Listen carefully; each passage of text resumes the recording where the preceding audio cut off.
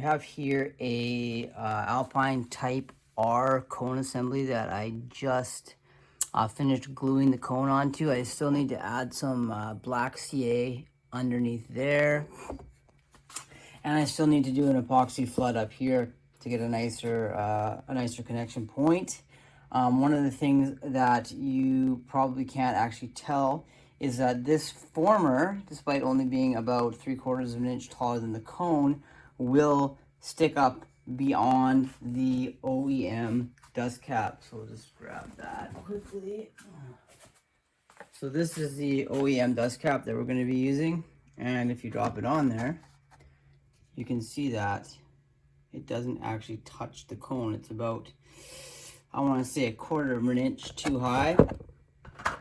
And since I want to use that particular dust cap to have something that looks like this when we're done, it's a very nice Type R that I just finished, identical to the one I'm working on right now. I'm going to need to cut the former. Now, I have made another video about cutting formers, but I came up with an alternative approach on how to execute that and how to shorten your formers. So I am going to demonstrate the new approach that I have come up with. It's much easier, except you can only do it to cones that are not attached to baskets. If it's the tool that I made for cutting them will actually work on some once they're actually installed in the baskets, because you cut them from above, whereas the new approach is cutting from the bottom. So I will show you how I do that.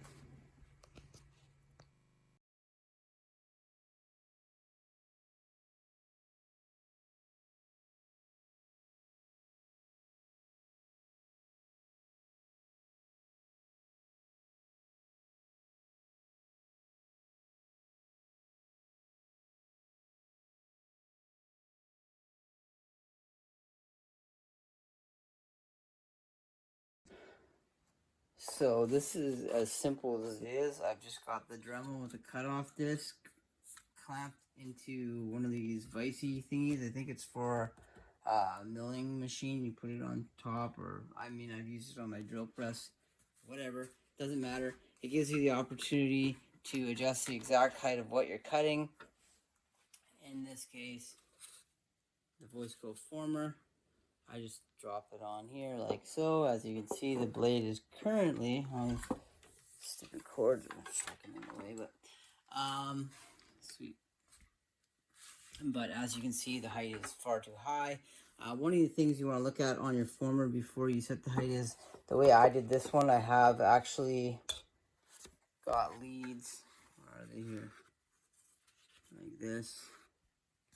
Right there, running around the outside of the former. So you don't want to cut below that height, because you'll chop your lead off, and then you won't obviously have a complete circuit for the voice coil. So what we're going to do is we're going to, that's funny,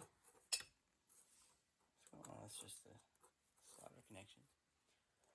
Screwed that a bunch of times. Okay, so we're going to put this on here. We're going to loosen the vise so that we can lower this guy. And we're going to figure out exactly, I think we want to take about 1/4 inch off, so about that much more. That is not quite enough, so we're going to lower it more.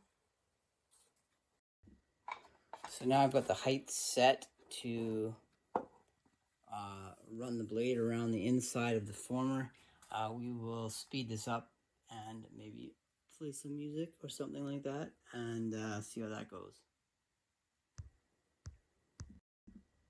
Before we start cutting, I just want to once again reiterate that we need to confirm the heights of the leads that are running around the inside here. So how I did that was I measured from the top of the former down to the blade, and then from the top of the former to make sure that I was well above the lead. I'm about almost 1/4 of an inch above the lead, so we know I'm not going to hit that. So let's cut that off.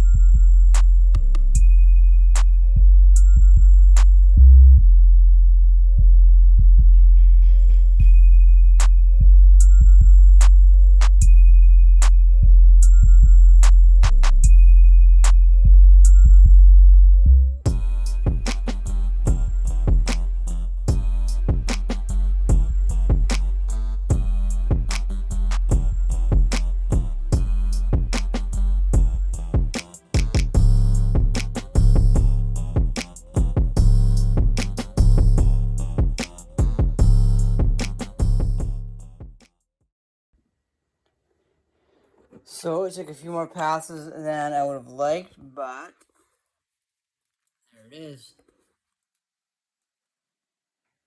Cut down closer to the cone and ready to be flooded with epoxy. Now, like I said, what we would like to see here, hold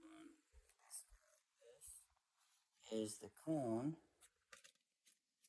sitting, or sorry, the dust cap sitting right on the cone.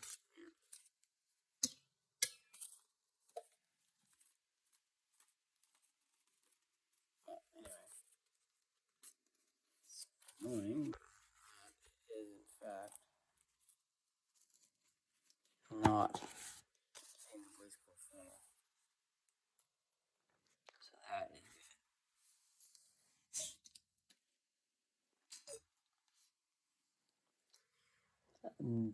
That is it.